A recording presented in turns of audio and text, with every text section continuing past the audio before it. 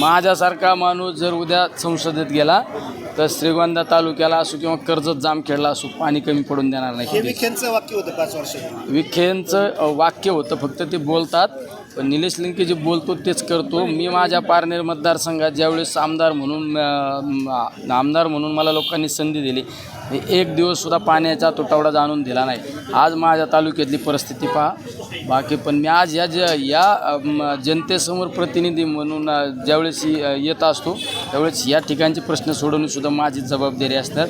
तुम्ही कसं असतं, त्यांनी 5 वर्षापूर्वी तुम्हाला शब्द दिला, पण मी आज शब्द दिला नाही, मी प्रत्यक्ष कृतीत आणून देणार आहे. डिंबे माणिक बोगद्यासाठी आपला पाठपुरावा. डिंबे माणिक डोच्या बोगद्यासाठी सुद्धा आम्ही जलसंपदा मंत्री जयंत पाटील साहेब असताना त्यावेळेस आम्ही बऱ्यापैकी राहुल दादा आणि या ठिकाणची नेते मंडळी घनश्याम अण्णा असो, हे सगळे आम्ही बऱ्याच वेळा पाठपुरावा केला. पण नंतरच्या कालखंडामध्ये सरकार बदललं.